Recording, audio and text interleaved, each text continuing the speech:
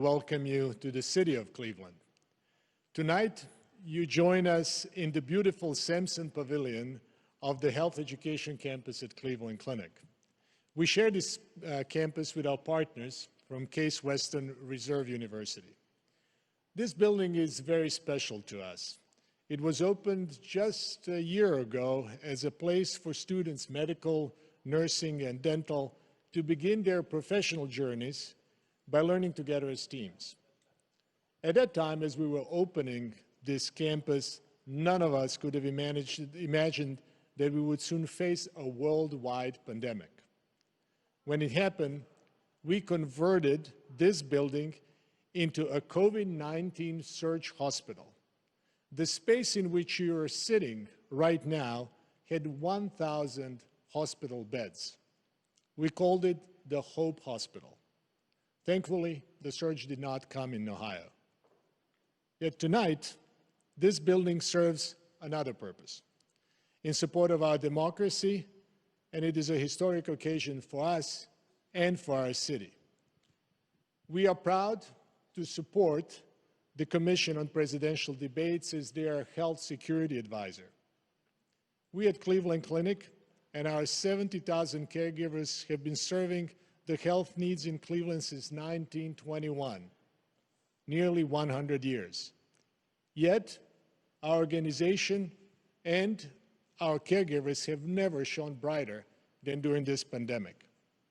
The pandemic has brought out the best of our organization and our caregivers, of our city and our state.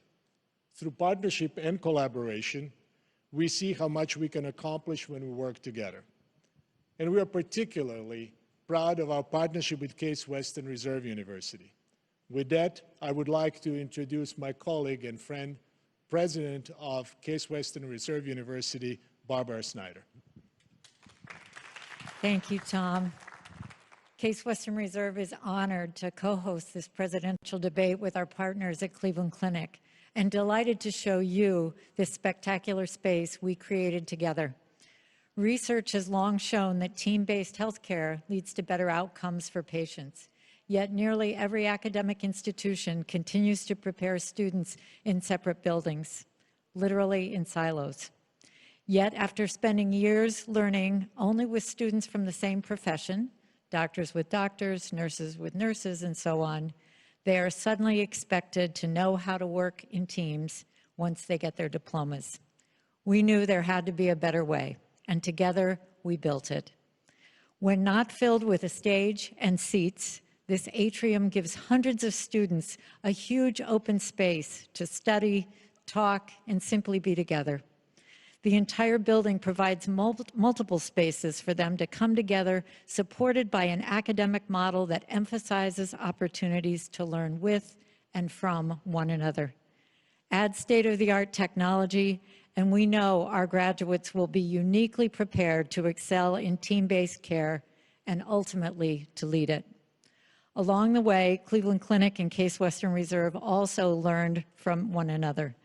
Among the most valuable lessons was that through collaboration, we achieve far more than either of us could achieve alone. Thank you, Tom, for being such a wonderful colleague and friend. Thank you to the Commission for giving both of our organizations the opportunity to be part of this historic event. It is a true privilege to contribute to our nation's democratic process. And thank you all for watching.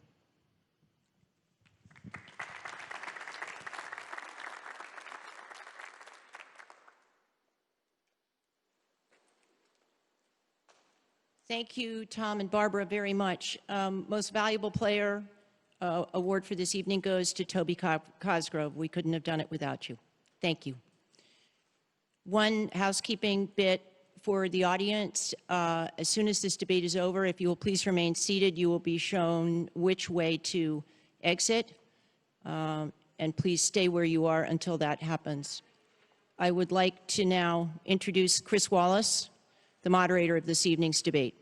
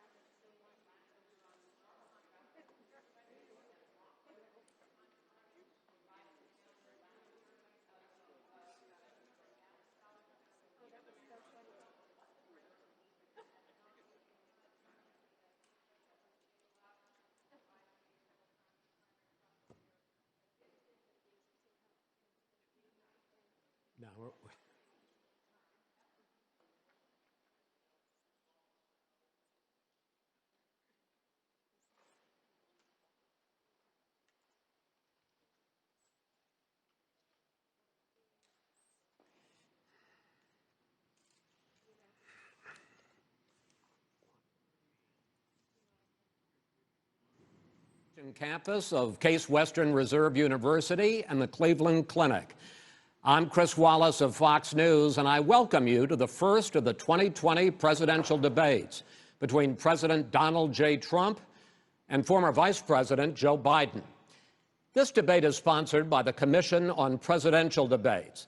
The commission has designed the format, 6 roughly 15-minute segments, with 2-minute answers from each candidate to the first question, then open discussion for the rest of each segment. Both campaigns have agreed to these rules. For the record, I decided the topics and the questions in each topic. I can assure you, none of the questions has been shared with the commission or the 2 candidates. This debate is being conducted under health and safety protocols designed by the Cleveland Clinic, which is serving as the health security advisor to the commission for all 4 debates. As a precaution, both campaigns have agreed the candidates will not shake hands at the beginning of tonight's debate. The audience here in the hall has promised to remain silent. No cheers, no boos or other interruptions, so we, and more importantly you, can focus on what the candidates have to say. No noise except right now, as we welcome the Republican nominee, President Trump, and the Democratic nominee, Vice President Biden.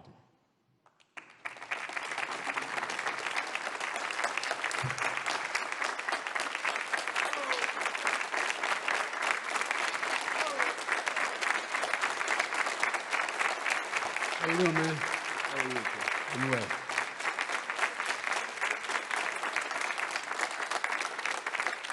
Gentlemen, a lot of people have been waiting for this night, so let's get going. Our first subject is the Supreme Court.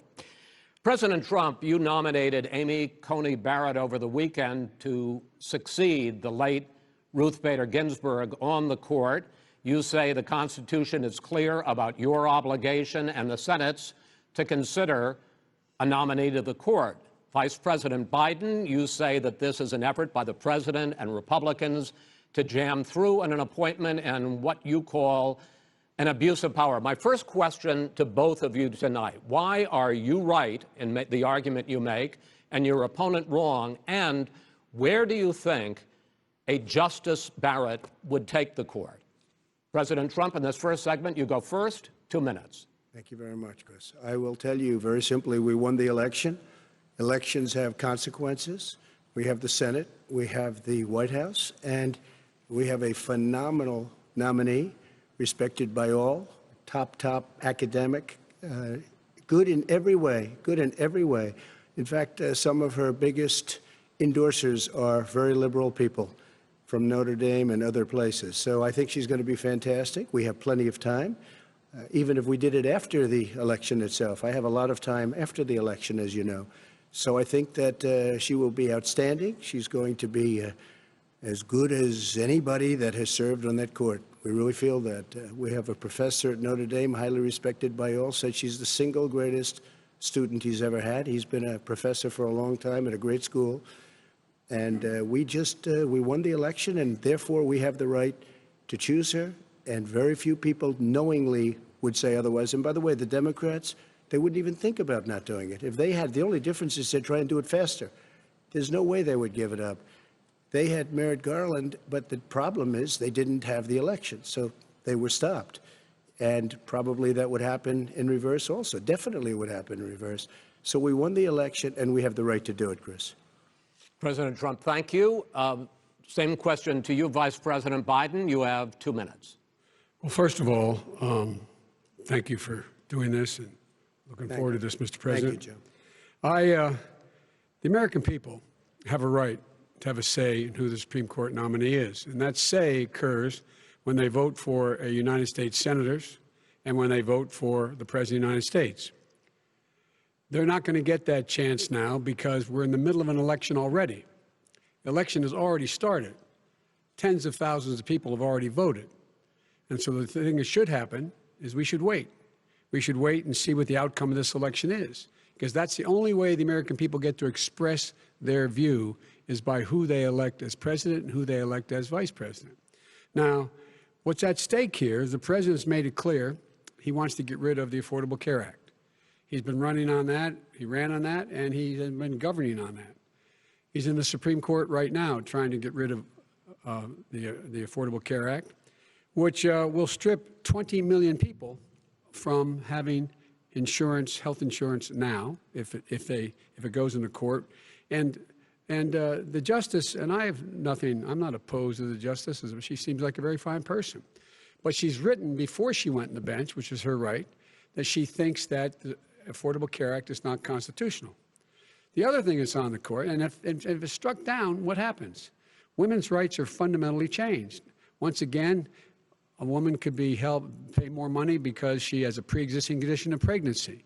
They were able to charge a woman more for the same exact procedure a man gets. And that ended when we, in fact, passed the Affordable Care Act. And there's 100 million people who have pre-existing conditions, and they'll be taken away as well. Those pre-existing conditions, the insurance companies are going to love this. And so it's just not appropriate to do this before this election. If he wins the election and the Senate is Democrat or Republican, then he goes forward. If not, we should wait until February. All right. There aren't 100 million people with pre-existing conditions. As far as the say is concerned, the people already had their say. Okay, Justice Ginsburg said very powerfully, very strongly, at some point, 10 years ago or so, she said a president and the Senate is elected for a period of time, but a president's elected for 4 years. We're not elected for 3 years. I'm not elected for 3 years. So we have the Senate, we have a president. He's elected to the next during election. that period of time, we have an opening. I'm not elected for 3 years. I'm elected for 4 years. And the 100 million people, Joe, the 100 million people is totally wrong. I don't know where you got that number. The bigger problem that you have is that you're going to extinguish 180 million people with their private health care that they're very happy with. That's simply not true. Well, you're certainly going to socialist. You're going to socialist medicine. We're now into, gentlemen, we're now into open discussion. Open discussion. Open discussion. Yes, I agree. Go ahead, Vice President. Number White. one, he knows that what I proposed. What I proposed is that we expand Obamacare and we increase it. We do not wipe any, and one of the big debates we had with 23 of my colleagues trying to win the nomination that I won, were saying that Biden wanted to allow people to have private insurance still. They can. They do. They will under my proposal. It's not what you've said, But and it's not what your party has said. That is simply your party a lie. doesn't say it. Your party wants to go socialist medicine. My party is and me. socialist right healthcare. now, I am and the they're going to Democratic dominate Party. you, Joe. You know that. I am the Democratic Party right now. The platform of the Not according Democratic to Party Harris. is what I, in fact, approved of. What I approved of. Now, here's the deal. The deal is that it's going to wipe out pre-existing conditions. And by the way, the 200,000 people that have died on his watch, how many of those have survived? Well, there's 7 million people that contracted COVID. What does it mean for them going forward if you strike down the Affordable Care Act? Joe, you've had 308,000 military people dying because you couldn't provide them proper health care in the military. So don't tell me I'm about happy this. to talk about And this. if you were here, Look, it here's wouldn't be the deal. 200, it would be 2 million people because you were very late on the draw. You Late didn't on want the me to draw. ban China, which was heavily infected. You didn't want me to ban All right, gentlemen, Europe, which was heavily Mr. President, infected. You would have been much President, later, Joe. Mr. President, much later. Mr. President. You're talking about 2 million people. You're not gonna be able to President, as shut the him up. moderator, we are going to talk about COVID in the next segment, but go ahead. Let me finish. The point is that the president also is opposed to Roe v. Wade. That's on the ballot as well in the court. And so that's also at stake right now. And so the election is already You don't know it's on the begun. ballot. Why is it on the ballot? Because Why is you it on the said ballot? It's not you're- on the ballot. It's on the ballot in the I court. don't think so. In the court. Well, There's nothing happening there. Donald, would you And you just be don't quiet know for a her minute? view on Roe v. Wade. You I don't don't know her know. view. Well, all right. Let's talk. We got a lot to unpack here, gentlemen. We got a lot of time. So on health care, and then we'll come back to Roe v. Wade. All right. Mr. President, the Supreme Court will hear a case a week after the election in which the Trump administration, along with 18 state attorneys general, are seeking to overturn That's right. Obamacare, to end Obamacare. You have spent the last... Because they want to give good health care. If I may ask my question, sir. Good health care. Over the last 4 years, you have promised to repeal and replace Obamacare, but you have never in these 4 years come up with a plan, a comprehensive plan to replace Obamacare. Of course I have. Well, I got rid of the individual mandate. I'm going to give you an opportunity. I got rid of the individual mandate, which was a big chunk of Obamacare. That is absolutely a big thing. That was the worst part of Obamacare. Sir, Chris, that was the worst part of Obama. Let me ask my question. Well, I'll ask Joe. The individual mandate was the most unpopular aspect of Obamacare. I got rid of it. I'd like you and we will protect people with President, I'm the moderator of this conditions. debate, and I would like you to let me ask my question, and then you can answer your question. You, in the course of these 4 years, have never come up with a comprehensive plan to replace Obamacare, and just this last Thursday, you signed a largely symbolic executive order to protect people with pre-existing conditions 5 days before this debate. So my question, sir, is what is the Trump health care plan? Right. Well, first of all, I guess I'm debating you, not him, but that's okay. I'm not surprised. Let me just tell you something, that there's nothing symbolic. I'm cutting drug prices. I'm going with favored nations, which no president has the courage to do because you're going against Big Pharma. Drug prices will be coming down 80 or 90%. You could have done it during your 47-year period in government, but you didn't do it. Nobody's done it. So we're cutting health care. All of the things that we've done, insulin, I'll give you an example, insulin, it was destroying families, destroying people because I'm getting it for so cheap. It's like water, you want to know the truth, so cheap. Take a look at all of the drugs what we're doing, prescription drug prices. We're going to allow our governors now to go to other countries to buy drugs because they pay just a tiny fraction. As I say, this is open discussion. No, let me but ask this is you big, about, this is big stuff. Sir, you'll be happy. I'm about to pick up on one of your points to ask the Vice President, which is he points out that you would like to add a public option to Obamacare, and the argument that he makes and other Republicans make is that that is going to end private insurance. It is and not. Well, if I can ask you the question, it will end. Not what your party says, by the way. It will end private insurance and create a government takeover of health care. It does not. It's only for those people who are so poor they qualify for Medicaid. They can get that free in most states, except governors who want to deny people who are poor Medicaid. Anyone who qualifies for Medicare Medicaid would automatically be enrolled in the public option. The vast majority of the American people would still not be in that option, number one. Joe, you agreed with Bernie Sanders, who's far left, on the manifesto, we call it, and that gives you socialized medicine. Look, hey, I'm not going to listen to him. him. The fact of the matter is, I beat Bernie Sanders. Not by much. I beat him a whole hell of a lot. I'm here standing facing you, old buddy. Pocahontas would have left 2 days early. You would have lost every primary. All he knows how to on do Super is hurt. Tuesday. You got very lucky. Here's the deal. I got very lucky. I'm going to get very lucky tonight as well. And tonight I'm going to make sure, because here's the deal. Here's the deal. The fact is that everything he's saying so far is simply a lie. I'm not here to call out his lies. Everybody knows he's a liar. But you I just want to make sure. Joe, you're the liar. I want to make sure. You graduated last in your class, not first in your class. I want to make sure. Mr. President, can you let him finish, sir? No, he doesn't know how to do that. He has, You'd be surprised. You pick You'd be surprised. the wrong guy, the wrong night at the wrong time. Listen, you agreed with Here's the Bernie deal. Sanders to the The manifesto. whole idea. Let him. There is no manifesto, number Please one. let him speak, Mr. Number President. two. You just lost the left. Number two. You just lost the left. You agreed with Bernie Sanders on a plan.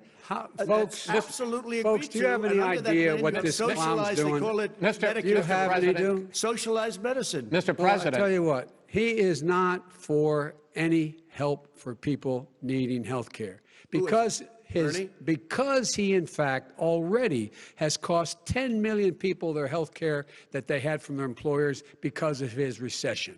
Number one. Number two, there are 20 million people getting health care through Obamacare now that he wants to take it away. He won't ever look you in the eye and say that's what he wants to do.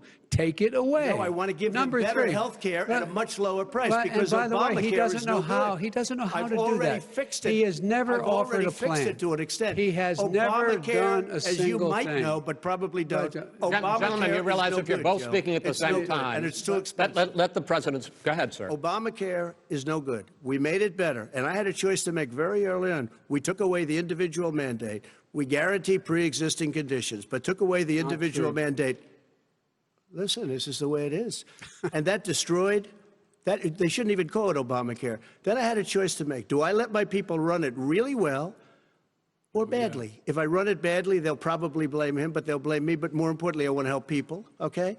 I said, you got to run it so well. That's what he's and I known just for. had a meeting with them. They said, the problem is no matter how well you run Obamacare, it's a disaster. It's too expensive, premiums are too high, and it doesn't work. So we do want to get rid of it. Chris, we want to get rid of it. I understand it, sir, but I have to give you roughly equal time. Good. Please let the vice president talk. Good. He has no plan for health care. Of course we do.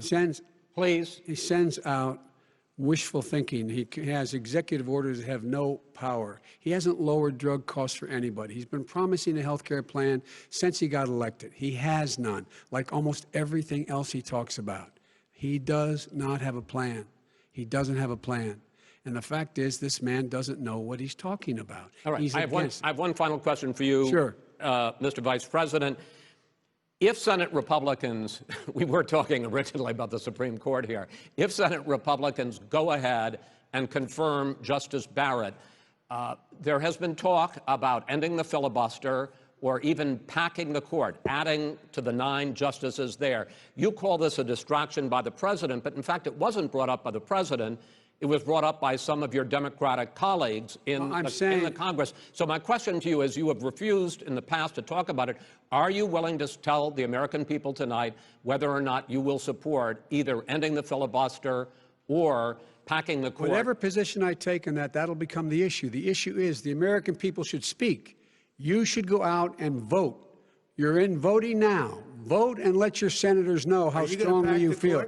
Vote now. Are you going to pack the court? Make sure you, in fact, let people know He doesn't want you're to a answer the senator. question. I'm not going to answer the question Why because wouldn't you answer that because question? the question is the Supreme Court justice, radical left. Will you shut up, man? Listen, who is on your list, Joe? This Who's is on your so list? Right, gentlemen, I think this we've is ended so this. He's going to pack the court. We have not going to give a list. We have ended this segment. We're going to move on to the second segment. That was really a productive segment, wasn't it?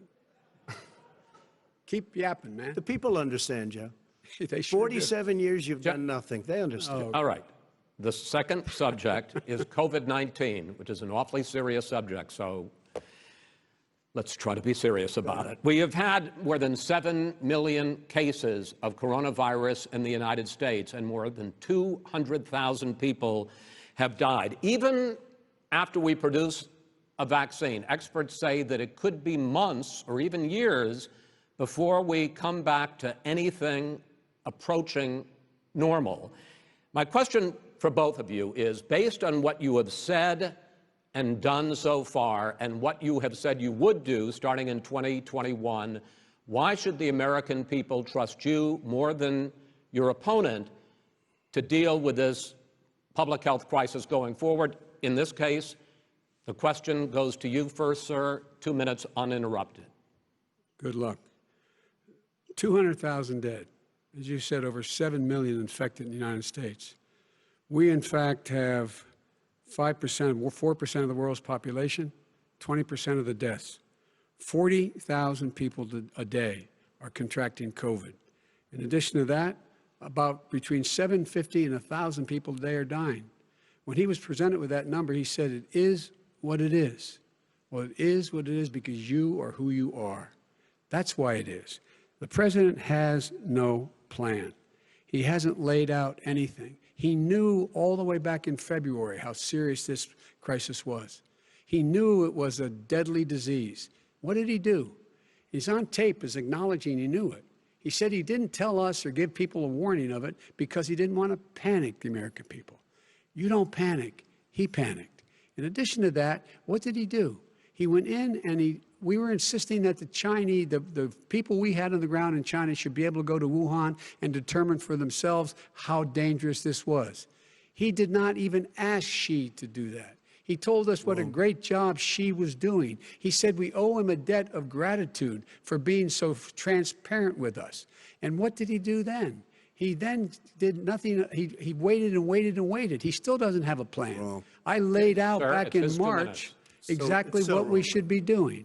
And I laid out again in July what we should be doing. We should be providing all the protective gear possible. We should be providing the money the House has passed in order to be able to go out and get people the help they need to keep their businesses open schools. It costs a lot of money.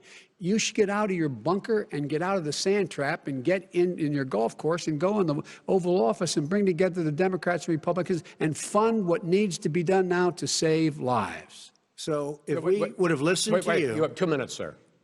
if we would have listened to you, the country would have been left wide open. Millions of people would have died, not 200,000, and one person is too much. It's China's fault. It should have never happened. They stopped it from going in, but it was China's fault. And by the way, when you talk about numbers, you don't know how many people died in China. You don't know how many people died in Russia. You don't know how many people died in India. They don't exactly give you a straight count, just so you understand. But if you look at what we've done, I closed it, and you said he's xenophobic. He's a racist, and he's xenophobic because you didn't think I should unrelated have to closed your our country. COVID. No, Wait sir, a minute. It's his 2 minutes. You didn't think we should have closed our country because you thought it was terrible. You wouldn't have closed it for another 2 months. By my doing it early, in fact, Dr. Fauci said, President Trump saved thousands of lives. Many of you Democrat governors said, President Trump did a phenomenal job. We worked with the governor. Oh, really? Go take a look. The governors said I did a phenomenal job. Most of them said that. In fact, people that would not be necessarily on my side said that. President Trump did a phenomenal job. We did. We got the gowns. We got the masks. We made the ventilators. You wouldn't have made ventilators. And now we're weeks away from a vaccine. We're doing therapeutics already. Fewer people are dying when they get sick. Far fewer people are dying. We've done a great job. The only thing I haven't done a good job, and that's because of the fake news. No matter what you say to them, they give you bad press on it. It's just fake news. They give you good press. They give me bad press because that's the way it is, unfortunately. But let me just tell you something. I don't care. I've gotten used to it. But I'll tell you, Joe, you could never have done the job that we did. You don't have it in your blood. You could have never done that job. I know how to do the job. I know how to get the job Well, you didn't do done. very well in swine flu. H1N1, you were a disaster. Your own chief of staff said you were a disaster. 14,000 people died, not 200,000. There was A no very- economic recession. Sir, you made a There was Wait, no, less there was no lethal recession. disease, you made a by the way. point. Let him answer it. And there was we didn't shut down the economy. This is his economy he's shut down. The reason it's shut down is because, look, you folks at home, how many of you got up this morning and had an empty chair at the kitchen table because someone died of COVID? How many of you were in a situation where you lost your mom or dad and you couldn't even speak to them? You had a nurse holding a phone up so you could, in fact, say goodbye. You would have lost far How more many people. people? Far That is- more people. And, You would have been and by the way, months late. your own, You were his months behind me, his Joe. own CDC director says we could lose as many as another 200,000 people between now and the end of the year. And he held up and he said, if we just wear a mask, we can save half those numbers. Just a mask. And by the way, in terms of the whole notion of a vaccine, we're for a vaccine, but I don't trust him at all, nor do you. I know you don't. What we trust is a scientist. You don't we trust Dr. Johnson Fauci. & Johnson, Pfizer? And Okay, by the way, gentlemen, let me move on to questions about the future because you both have touched on two of the questions I'm going to ask. Focusing on the future first, President Trump, you have repeatedly either contradicted or been at odds with some of your government's own top scientists. The week before last, the head of the Centers for Disease Control, Dr. Redfield, said it would be summer before the vaccine would become generally available to the public. You said that he was confused and mistaken. Those were your two words. Yeah. But Dr. Slaoui, the head of your Operation Warp Speed, has said exactly the same thing. Are they both wrong? Well, I've spoken to the companies, and we can have it a lot sooner. It's a very political thing because people like this would rather make it political than save lives. It is a very political thing. I've spoken to Pfizer. I've spoken to all of the people that you have to speak to. We have great Moderna, Johnson & Johnson, and others. They can go faster than that by a lot. become very political because the left, or I don't know if I call So them you're left, I don't know suggesting what I that call the them. head of your Operation Warp Speed, Dr. Slawi? I disagree with him. Yeah, no, I disagree with both of them. And he didn't say that. He said it could be there, but it could also be much sooner. I had him in my office 2 days ago. He talked about the summer, sir, before it's generally available. Just like He Dr. said it's a Redfield. possibility that we'll have the answer before November 1st. It could also I'm be talking after about when it's that. generally available. not when Well, it'll we're be. going to deliver it right away. We have the military all set up. Logistically, they're all set up. We have our military that delivers soldiers, and they can do 200,000 a day. They're going to be This is delivering the the same vaccine. man It's who all told set you up. by Easter this would be gone away. By the warm weather, it'd be gone. Miraculous, like a miracle. And by the way, maybe you could inject some bleach in your arm, and that would take care of it. This is the same That man. was said sarcastically, That was and you him. know that. I That was said sarcastically. And so here's the deal. This man is talking about a vaccine. Every serious company is talking about maybe having a vaccine done by the end of the year. But the distribution of that vaccine will not occur until sometime beginning or the middle of next year to get it out, if we get the vaccine. And pray God we will. Pray God we will. Mr. Vice President, I want to pick up, though. You'll have on the that. vaccine I sooner want to than pick that. up on this question, though. You say the public can trust the scientists, but they can't trust President Trump. In fact, you said that again tonight. Your running mate, Senator Harris, goes further, saying the public health experts, quote, will be muzzled, will be suppressed. Given the fact that polls already show that people are concerned about the vaccine and are reluctant to take it, are you and your running mate, Senator Harris, contributing to that fear? No more than the question you just asked him. You pointed out. He puts pressure and disagrees with his own scientists. But you're saying Everybody you can't, or knows. Senator And Harris is saying no, you can't trust the scientists. No, you can trust the scientists. She didn't say that. You can't trust She said the public health Did say experts, that. quote, will be muzzled, will be Yes. suppressed. Well, that's what he's going to try to do. But there's millions of scientists, there's thousands of scientists out there, like here at this great hospital, that don't work for him. Their job doesn't depend on him. That's not, they're the people, and by I the way. spoke to the and scientists that are in charge. By the way. They will have the vaccine very soon.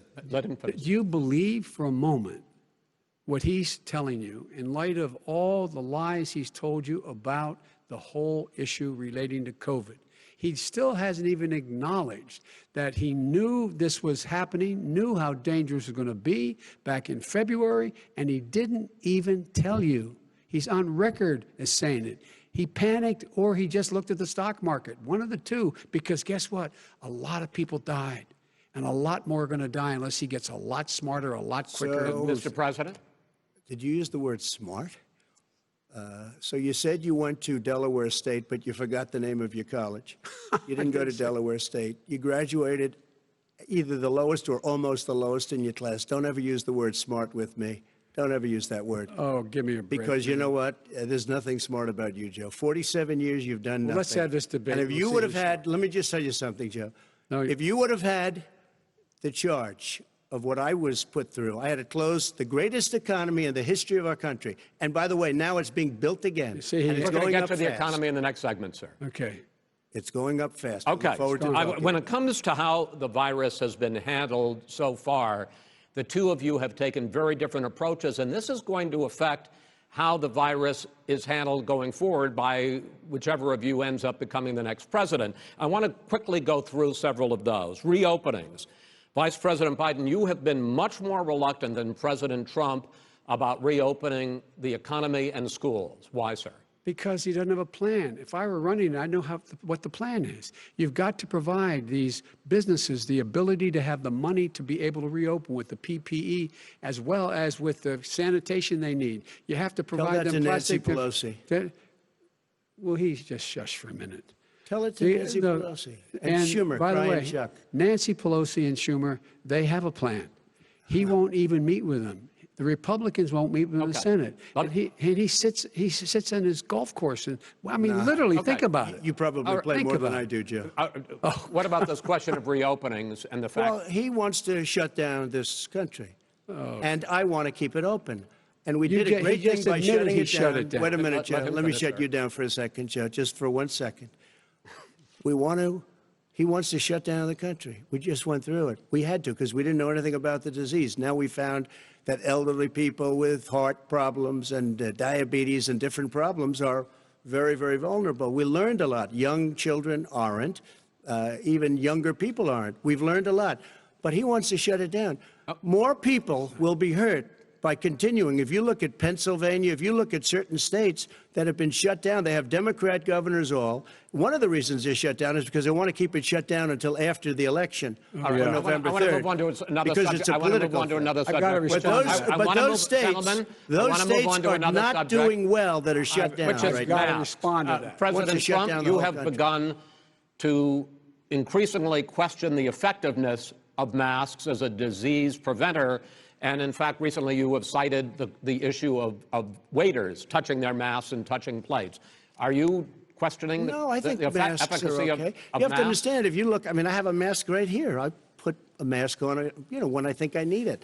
Tonight, as an example, everybody's had a test, and you've had social distancing and all of the things that you have to. But I Just wear like your masks rallies. when needed. When needed, I wear masks. Okay, let me ask. I don't wear masks like him. Every time you see him, he's got a mask. He could be speaking 200 feet away from it. He shows up with the biggest mask I've ever seen.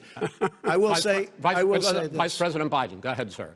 Look, the way to open businesses is give them the wherewithal to be able to open. We provided money. The Congress. But I was asking you, sir, about masks. Well, masks make a big difference. His own head of the CDC said if we just wore masks between now, everybody wore masks in social distance between now and January, we'd probably save up to 100,000 lives. It matters. And they've also said the opposite. They've also said the opposite. No serious person said the opposite. They've No also said, well, look serious at I wanna Dr. ask you- Fauci. Dr. Fauci said the He opposite. did not I say want to the ask you, we opposite. got a Said little very bit more than a strongly, minute left in this masks segment. are not good. Then he changed his mind. He said masks are good. I I'm wanna okay ask- with masks. I I'm want to not ask you fighting both about masks. one last subject, because your different approaches has even affected the way that you have campaigned. President Trump, you're holding large rallies with crowds packed together, thousands of people. Outside. Outside, yes, sir, agreed. Vice President Biden, you are holding much smaller events with Because nobody will show up. people with Well, it's true. Nobody shows up to his rallies. All right. In any case, why you holding the big rallies? Why you not? You go first, sir. Because people want to hear what I have to say. I mean, But are you I've not done a worried great about it job spreading as a disease? president, and I'll have 35,000 people show up at airports. We use airports. Are you for not worried hangars, about and we the have a disease lot of issues, people. sir? Well, so far we have had no problem whatsoever. It's outside. That's a big difference, according to the experts. And we do them outside. We have tremendous crowds, as you see. I mean, and literally on 24 hours' notice. And Joe does the circles and has 3 people someplace. Okay. By the way, did you see Yes, sir. one of the last big rallies he had? And a reporter came up to him to ask him a question. He said, no, stand back. Put on your mask. Put on a mask. Have you been tested? I'm way far away from those other people. That's what he said. I'm going to be okay. He's not worried about you. He's not worried about the people out there breathing in one another. We've had no negative cheek to effect. jowl. No negative effect. We've had no negative effect, and we've had 35,000, 40,000 All right. people you want at to these rallies. just Yes. quickly finish up, because I want to move on to our next. Yes, I would. He's been totally irresponsible the way in which he has handled the social distancing and people wearing masks, basically encouraging them not to. All right. He's a fool on this. If you could get the crowds, you would have done the same thing. But you can't. Nobody cares. Gentlemen, can we move on to the cares. gentlemen? Can we move on to the economy? Yes. The economy is, I think it's fair to say, recovering faster than expected from the shutdown. Much faster. In the second quarter, the unemployment rate fell to 8.4% last month. The Federal Reserve says the hit to growth, which is going to be there, is not going to be nearly as big as they had expected. President Trump, you say we are in a V-shaped recovery. Vice President Biden, you say it's more of a K-shape. What difference does that mean to the American people in terms of the economy? President Trump, in this segment, you go first. So we built the greatest economy in history. We closed it down because of the China plague. When the plague came in, we closed it down, which was very hard psychologically to do. He didn't think we should close it down, and he was wrong. And again, 2 million people would be dead now instead of still 204,000 people is too much. One person is too much. Should have never happened from China. But what happened is we closed it down, and now we're reopening, and we're doing record business. We had 10.4 million people in a 4-month period that we've put back into the workforce That's a record the likes of which nobody's ever seen before. And he wants to close down he will shut it down again. He will destroy this country. You know, a lot of people, between drugs and alcohol and depression, when you start shutting it down, you take a look at what's happening in some of your Democrat-run states where they have these tough shutdowns. And I'm telling you, it's because they don't want to open it. One of them came out last week. You saw that. Oh, we're going to open up on November 9th. Why November 9th? Because it's after the election. They think they're hurting us by keeping them closed. They're hurting people. People know what to do. They can social distance. They can wash their hands. They can wear masks. They can do whatever they want. But they got to open these states up. When you look at North Carolina, when you look, and these governors are under siege, Pennsylvania, Michigan, and a couple of others, you got to open these states up. It's not fair. You're talking about almost, it's like being in prison. And you look at what's going on with divorce, look at what's going on with alcoholism and drugs. It's a very, very sad thing. And he'll close down the whole country. This guy will close down the whole country and destroy our country. Our country is coming back incredibly well, setting records as it does it. We don't need somebody to come in and say, let's shut it down. All right. Your 2 minutes, sir. We're now moved to you. As I said, posing the question, the president says it's a V-shaped recovery. You say it's a K-shaped recovery. What's the difference? The difference is millionaires and billionaires like him in the middle of the COVID crisis have done very well. Billionaires have made another $300 billion because of his profligate tax proposal, and he only focused on the market. But you folks at home, you folks living in Scranton and Claymont and all the small towns and working class towns in America, how well are you doing? This guy paid a total of $750 in taxes. Sir, wait, no, sir, it's just yeah, I understand. You've agreed to the 2 minutes, so please let him have it. Do I get my time back? The fact is that he has, in fact, worked on this in a way that he's going to be the first president of the United States to leave office having fewer jobs in his administration than when he became president. Fewer jobs than when he became president. First one in American history. Secondly, the people who have lost their jobs are those people who have been on the front lines, those people who have been saving our lives, those people who have been out there dying, people who've been putting themselves in the way to make sure that we could all try to make it. And the idea that he is insisting that we go forward and open when you have almost half the states in America with a significant increase in COVID deaths and COVID cases in the United States of America. And he wants to open it up more. Why does he want to open it up? Why doesn't he take care of the American? You can't fix the economy until you fix the COVID crisis. And he has no intention of doing anything about making it better for you all at home in terms of your health and your safety. Schools. Why aren't schools open? Because it costs a lot of money to open them safely. You know, they were going to give, his administration was going to give the teachers and school students, and then they decided, no, couldn't do that because it's not a national emergency, not a national emergency. They've done nothing to help small businesses, nothing. They're closing. 1 in 6 is now gone. He ought to get on the job and take care of the needs of the American people so we can open safely. All right. Your time is up, sir. Well, we are going to get to... I have to respond to that. Well, you both had 2 minutes, sir. Excuse me, he made a statement. So did you. People want their schools, people want their schools open. They don't want to be shut down. They don't want their state shut down. They want their restaurants. I look at New York. It's so sad what's happening in New York. It's almost like a ghost town, and I'm not sure it can ever recover what they've done in New York. People want their places open. They want to get back to their lives. They'll be careful, but they want their schools open. Okay. I'm the one that brought back football. By the way, I brought back Big Ten football. It was me, and I'm very happy to do it. And all right, people of Ohio are very proud of me. And you know how I found out? When you took a phony ad. Gentlemen, we're going to get to your economic plans going forward in a moment. But first, Mr. President, as you well know, there's a new report that in 2016, the year you were elected president, and 2017, your first year as president, that you paid $750 a year in federal income tax each of those years. I know that you pay a lot of other taxes, but I'm asking you the specific question. Is it true that you paid $750 in federal income taxes each of those 2 years? I paid millions of dollars in taxes, millions of dollars of income tax. And let me just tell you, there was a story in one of the papers. I paid $38 million 1 year. I paid $27 million Show us your tax one year. returns. I went You'll see it as soon as it's finished. You'll see it. You know, if you want to go to the Board of Elections. There's a 118-page or so report that says everything I have, every bank I have, I'm totally under-leveraged because the assets are extremely good, and we have a very, I built a great company. I'm asking you a specific question, which is... But let me tell you... I understand all of that. I understand all of that. No, Mr. President, Go ahead. I'm asking you a question.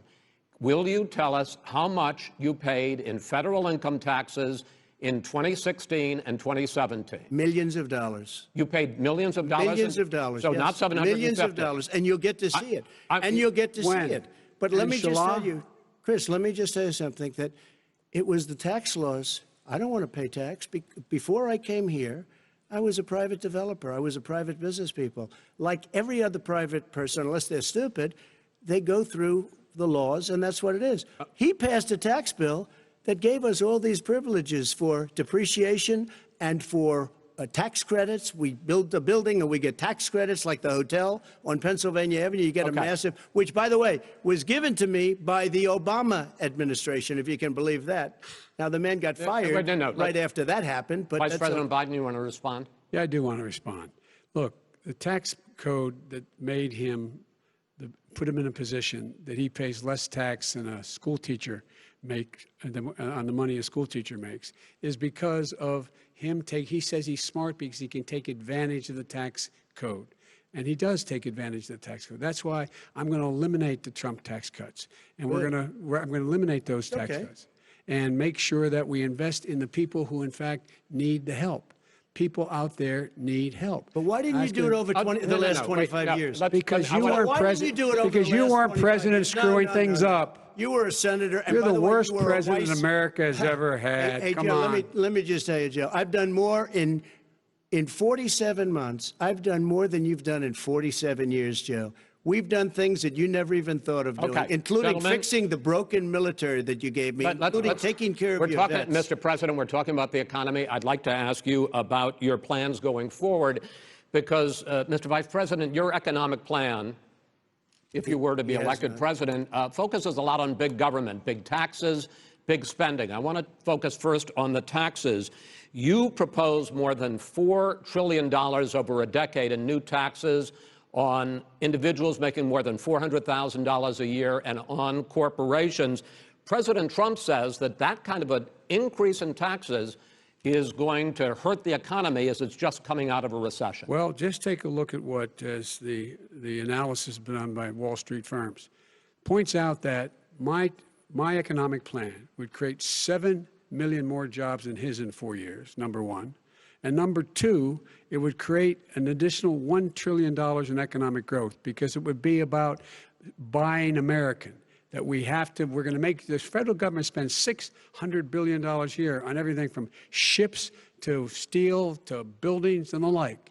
And under my proposal, we're going to make sure that every penny of that has to be made by a company. But respectfully, sir, I'm talking about taxes, not spending. By the way, I'm going to eliminate a significant number of the tax. I'm going to make the corporate tax 28%. It shouldn't be 21%. You have 91 companies, in the Fortune 500, who don't pay a single penny in tax, making billions of dollars. Why didn't you do it before when you were vice president with Obama? Because you, in fact, passed that. That was your tax proposal. I got it done. And you know what happened? Yeah, you got it done. Our economy boomed like it's never boomed The economy is busted. Mr. President, let me pick up on that. You would continue your free market approach, lower taxes, more deregulation, correct? Not lower taxes for American people. But in Obama's, you talk about the economy booming, it turns out that in Obama's final 3 years as president, more jobs were created, 1.5 million more jobs than in the first 3 years of your presidency. They had the slowest recovery since economic recovery since 1929. It was the slowest recovery. Also, they took over something that was down here. All you had to do is turn on the lights and you pick up a lot. But they had the slowest economic recovery since 1929. Let me tell you about the stock market. When the stock market goes up, that means jobs. It also means 401ks. If you got in, if you ever became president with your ideas, you want to terminate my taxes, I'll tell you what, you'll lose half of the companies that have poured in here will leave, and plenty Half of of the companies that are companies- already here, they'll leave for hardly any other companies places. have They will organ leave, here. and you will have a Have it. depression, the likes of which you've never seen. Look, Mr. we Vice inherited the worst recession short of a depression in American history. I was asked to bring it back. We were able to have an economic recovery that created the jobs you're talking about. We handed him a booming economy. He blew it. It wasn't he Blew booming. it. He blew it. It wasn't booming. It was the weakest Well, recovery sir, is it since fair to, 1929. is it fair to say he blew it when, in When fact, COVID came in. when there was record low unemployment Yeah. before COVID? Yeah, but because what he did, even before COVID, manufacturing went in the hole. Manufacturing went in the hole. Excuse number me, one. Chris. Wait. Number two. Chris. Number three. They said it would take. No, you were number two. No. Chris. They said it would This take a guy is miracle to bring back manufacturing. I brought back 700,000 jobs. They brought back nothing. They gave up on manufacturing. We Part did of not my agree. standard fare. I'm the guy that He brought totally back gave the up on automobile manufacturing. industry. All right, let him We brought back, I was asked to bring back Chrysler and General Motors. We brought them back right here in the state of Ohio and Michigan. He blew it. They're gone. He blew it. And in fact, they're going Ohio after had the best year it's ever had last year. Michigan had the best year they've ever had. That is not Many true. car companies No, came in from Germany, from Japan, went to Michigan, went to Ohio. They're not having And that. they didn't come in with you. Mr. Vice President, go ahead. And so you take a look at what he's actually done. He's done very little. His trade deals are the same way. He talks about these great trade deals. You know, he talks about the art of the deal. China's perfected the art of the steal. We have a higher deficit with China now than we did before. We have the highest trade deficit China with ate Mexico. your lunch, down All right, gentlemen, 18%. China ate your lunch, Joe. And no wonder your son goes in and he takes out billions of dollars, to manage. He makes millions of dollars. And also, Simply while we're not at it, true. why is it, just out of curiosity, the mayor of Moscow's wife gave your son $3.5 million. That's What not did he true. do to deserve it? That What is did he do with Burisma none to of that deserve is true. $183,000? None You've of asked that your is question, true. let him answer. None of that is true. It's Oh, really? He didn't totally, get But no, $3.5 hey, million? Mr. President, It's Mr. totally- President, please. You've totally asked the question. discredited. Totally discredited. And by the way, Well, wait, he let's didn't talk- get No, no. $3.5 million, Joe? Mr. Vice, He got Mr. $3.5 million. President, It is not true. Oh, Here's- really? Mr. Oh. President, But, Mr. it's an open discussion, please. Now, It's a fact. Well, It you is have not a raised an fact. issue. Let the It's been Vice totally President answer. discredited. Did There was a Burisma pay him report. $183,000 a month with no experience in energy? Mr. Look, President, no my job? son did nothing wrong at Burisma. I think he and did. Mr. the only President, guy that let did him something- answer. He doesn't want to let me answer because he knows I have the truth. His position has been totally, thoroughly discredited. who? And The media? By everybody. Well, by the By the media, media, by our because they refuse to allies, by talk the about it World because they're Bank, embarrassed. by everyone has discredited. Matter of fact, even Mr. the people President, who please stop. testified under oath. So let me under ask you oath, this, under- Joe. under No, oath. go ahead, Mr. I'm listening to Even the you. people under, He got $3.5 million from testified- Moscow. He testified under oath in his administration, said, I did my job and I did it very well. Oh, I really? did it I'd like to honorably. know who they are. Well, I'll give you the list I'll of the fire people who them. testified. No, go ahead, sir. Sure, you've already fired most of them because they did a Some, good because job. some people don't do well, a good here's job. With you, Go they ahead. say- You get here's the wait deal. a minute. You get the final word, Mr. Well, it's hard to get any word in with this clown. Excuse me, this Hey, this let me just person. say, Joe, No. I'm Mr. President. I'm $3.5 Mr. million, President. Joe. That is simply Why did not he true. deserve $3.5 million It from did- Moscow? Look, here's the deal. We want to talk about families and ethics. I don't want to do that. I mean, his family we could talk about all night. His family's My already... family, No, let him go. my Let- family already lost wrote a fortune by That's coming right. down Go and ahead. helping Go us ahead. with Go ahead, government. sir. And that's such a... they're right that's here. a- Mr. That's such President. a Every great... single one of them lost This a is not fortune about by President. my coming and family or helping his us with family. It's government. about your family, They the didn't put American $3.5 people. million He for doesn't... nothing. That's not true. It doesn't want to talk about what you need. You, the American people. It's about you. That's what we're talking about you here. should All right, Not that's the end of the Shouldn't have segment. taken the money. We're moving on. He didn't take them. Well, Vice it's a very- President, but Chris, no, can I be honest? It's a very important Try to be question. honest. No, I- He I- stood good up. No, he stood up, the answer to and the he question is no. threatened Ukraine. No, sir. With $1 billion, Sir, if you don't that get rid of is the You know what? You're absolutely wait, not stop. You're on true. tape doing it. You're going to You're on have tape. True. Gentlemen. Is- I hate to raise Chris, my voice, but he's on it seems to tape. be, why should I be different than the two of you?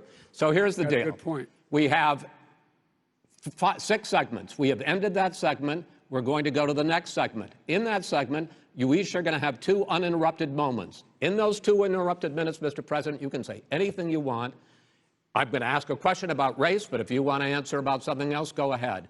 But I think that the country would be better served if we allowed both people to speak with fewer interruptions. I'm appealing to you, sir, to do that. Well, and him too. Well, frankly, you've been doing more interrupting Well, that's than all he right, has. but he does plenty. Well, less than, sir, less does than, plenty. no, less than you have. Let's please continue on. The issue of race. Vice President Biden, you say that President Trump's response to the violence in Charlottesville 3 years ago, when he talked about very fine people on both sides, was what directly led you to launch this run for president. Oh, yeah, sure. President Trump, you have often said that you believe you have done more for Black Americans than any president, with the possible exception of Abraham Lincoln. My question for the 2 of you is, why should voters trust you rather than your opponent to deal with the race issues facing this country over the next 4 years? Vice President Biden, you go first. It's about equity and equality. It's about decency. It's about the Constitution. And we have never walked away from trying to require equity for everyone, equality for the whole of America. But we've never accomplished it. But we've never walked away from it like he has done. It is true. The reason I got in the race is when those people, close your eyes, remember what those people look like coming out of the fields carrying torches, their veins bulging, just spewing anti-Semitic bile, and accompanied by the Ku Klux Klan. A young woman got killed.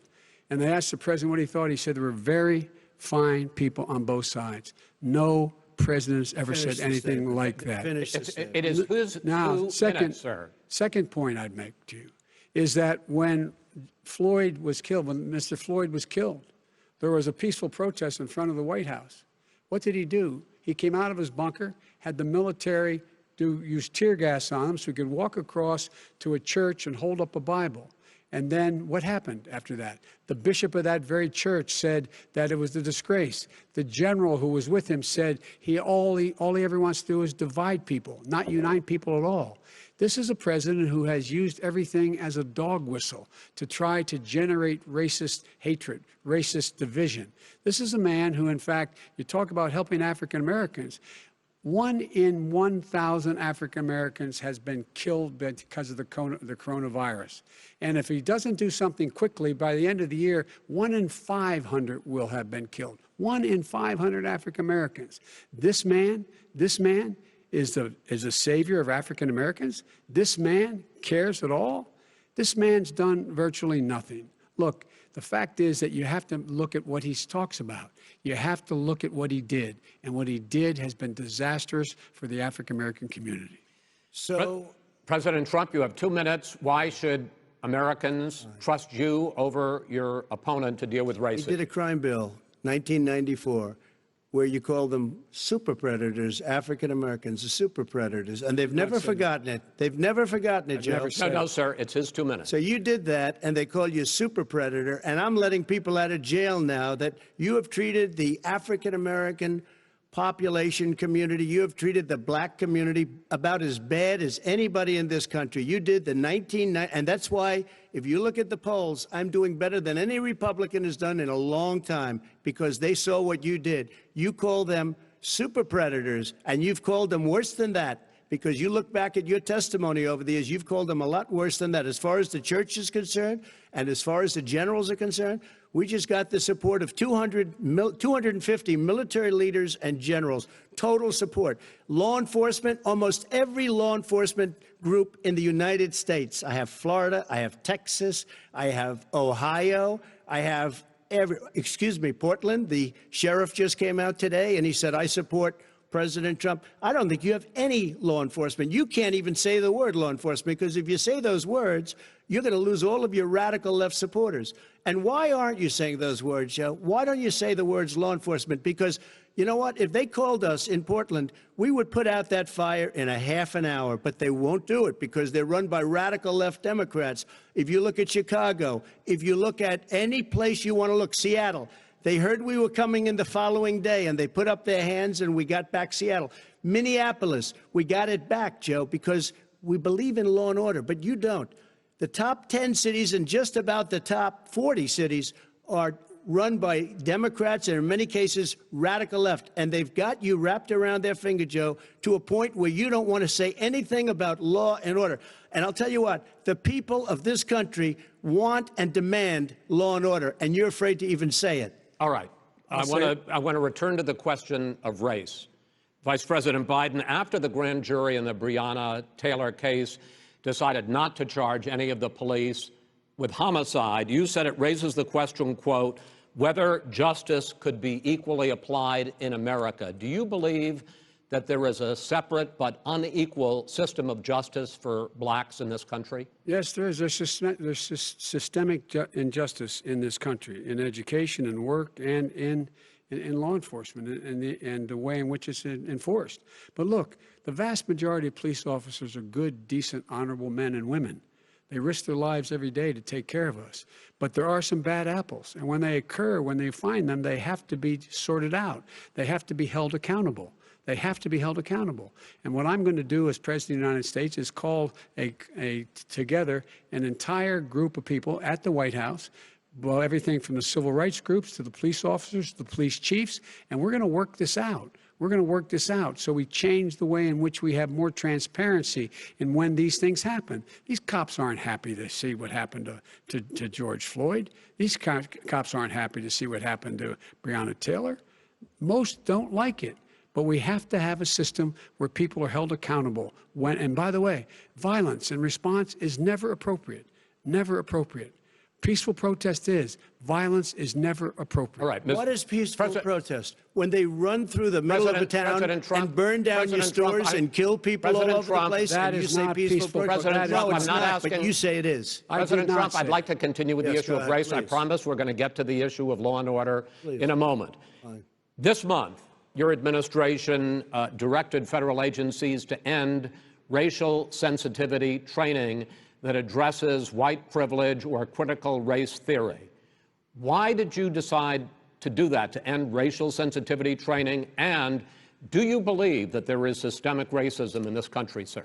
I ended it because it's racist. I ended it because a lot of people were complaining that they were asked to do things that were absolutely insane, that it was a radical revolution that was taking place in our military, in our schools, all over the place, and you know it, and so does everybody else. And he would know. What is radical about racial sensitivity training, sir? If you were a certain person, you had no status in life. It was sort of a reversal. And if you look at the people, we were paying people hundreds of thousands of dollars to teach very bad ideas and, frankly, very sick ideas.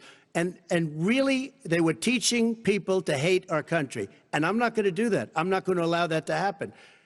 We have to go back to the core values of this country. They were teaching people that our country is a horrible place, it's a racist place, and they were teaching people to hate our country. And I'm not going to allow that to happen. Vice President Biden? Nobody's doing that. He's the racist. You just don't know. Here's the deal. I know a lot more about You this don't than he know. does. Let him finish. The fact is that there is racial insensitivity. People have to be made aware of what other people feel like, what insults them, what is demeaning to them.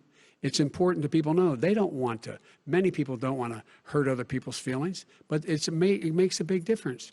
It makes a gigantic difference in the way a child is able to grow up and have a sense of self-esteem.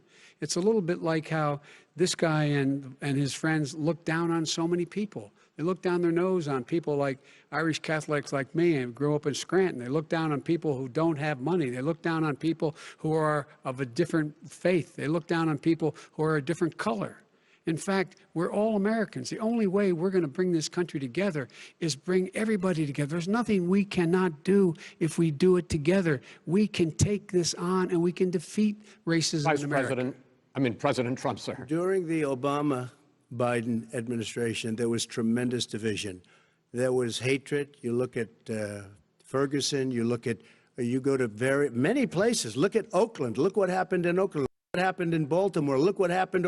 Frankly, it was more violent than what I'm even seeing now. Oh, my but Lord. the reason This is is that ridiculous. the Democrats that run these Absolutely cities ridiculous. don't want to talk like you about law and order. Violent and you crime, still haven't mentioned. violent Are you in crime. favor of law and order? I'm in favor of law. You follow it. Are you in and a little favor bit of law and order? Go yes, ahead, I'm say in it. favor. You Everybody's asked the in favor question, of let him finish. Law and order. Lose his Law left. and Let order. him, let him answer. Law and order with justice, where people get treated fairly. And the fact of the matter is, violent crime went down 17%, 15% in our administration. All right. It's gone up on his watch. Went down much more he in had- ours. All right, we're He now. is president of Mr. the President, you're United going States to of China, America. we Mr. were President, breaking every record in the Mr. book. President, you're going to be very happy because And the we're now going to excuse talk me, about law and order. Places we had trouble were Democratic-run cities. That's and exactly so- my question. Democratic- There has been a dramatic increase in homicides in America this summer particularly, and you often blame that on Democratic mayors and Democratic governors, but in fact there have been equivalent spikes in Republican-led cities like Tulsa and Fort Worth. So the question is this really a party issue? I think it's a party issue. You can bring in a couple of examples, but if you look at Chicago, what's going on in Chicago, where 53 people were shot and 8 died, shot. If you look at New York, where it's going up like nobody's ever seen anything, the numbers are going up 100, 150, 200%. Crime. Republican It is cities. crazy what's going on. And he doesn't want to say law and order because he can't, because he'll lose his radical left supporters. And once he does that, it's over with. But if he ever got to run this country and they ran it the way he would want to run it, we would have We would our run it suburbs the would way- be gone. By the way, Suburbs. our suburbs would be gone, and you would see problems like you've He never wouldn't seen. know before. a suburb unless he took a wrong turn. Oh, I know suburbs. He would not. So much I was better. raised. Go ahead. I was, Wait a minute. I was So much raised in the suburbs. This is not 1950. All these dog whistles and racism don't work anymore. Suburbs are by and large integrated. There's many people today driving their kids to soccer practice and/or to black and white and Hispanic in the same car as there have been any time in the past. What really is a threat to the suburbs and their safety is his failure to deal with COVID. They're dying in the suburbs. His failure to deal with the environment. They're being flooded. They're being burned out because his refusal to do anything. That's why the suburbs are in trouble. I do want to talk about this issue of law and order, though. And in the joint recommendation that came from the Biden-Bernie Sanders task force, you talked about, quote, reimagining policing.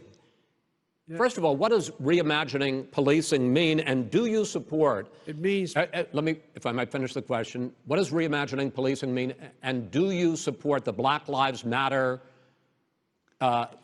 call for community control of policing? Look, what I support is the police having the opportunity to deal with the problems they face. And I'm totally opposed to defunding the police offices. As a matter of fact, local police, the only one defunding it, his budget calls for a $400 million cut in local law enforcement assistance. They need more assistance. They need, when they show up for a 9/11 call, to have someone with them as a psychologist or psychiatrist to keep them from having to use force and be able to talk people down. We have to have community policing like we had before, where the officers get to know the people in the communities. That's when crime went down. It didn't go up, it went down. And so we have to be engaged. That's not what in they're prevent- talking about, That's- Chris. That's well, not what that- they're. that's He's talking about exactly- defunding the police. That is not true. He doesn't have any law Would you- support. look, He has no law enforcement That's not support. true. Almost That's nothing. look, Oh, really? Who do you have? Name one group that supports you. Name one group that came out and supported you. Go Look, ahead. look. Think. We have time. we don't have time to do No, anything. think so about listen, it. look, Name folks, one law enforcement group that came out and I supported think, gentlemen, you, I think Joe. I'm going to take back the There aren't. moderator's I don't role, think there and are any. I want to get to another subject, which is the issue of protests in many cities that have turned violent. In Portland, Oregon, especially, we had more than 100 straight days of protests, which I think you would agree. You talk about peaceful protests. Many of those turned We're not into peaceful. riots. Mr. Vice President, you say that people who commit crimes should be held accountable. The question I have, though, is, as the Democratic nominee, and earlier tonight you said that you are the Democratic Party right now, have you ever called the Democratic mayor of Portland or the Democratic governor of Oregon and said, hey, you got to stop this, bring in the National Guard, do whatever it takes, but you stop the days and months of violence in Portland? I don't hold public office now. I am a former vice president. I've made it clear in my public statements that the violence should be prosecuted. It should be prosecuted, and anyone who commits it But should you've be never prosecuted. called for the people, He's never the said leader. that. Excuse me, sir. You have never called for the leaders in Portland and in Oregon to call Because bring in they- the National Guard and knock off 100 days of riots. They can, in fact, take care of it if he just stay out of the way. Look here. Oh, really? Here, Oh, really? here's the thing. I sent in the wait, I U.S. asked him a Marshals to question. get the killer No, of the young man in the middle of the street. They shot him, and for 3 Mr. days, President Trump, Portland President wouldn't do Trump, anything. I please had to send interrupt in and- the U.S. Marshals. President They took Trump, care of business. Go ahead, sir. And by the way, you know, his own former spokesperson said, you know, riots and chaos and violence help his cause. That's what this is all about. I don't know who said that. I do. Who? I think Kellyanne Conway. I don't think she said that. She said that. I don't- And so here's the All thing. right. But here's the point. Go The ahead, point sir. is that that's what he is, keeps trying to rile everything up.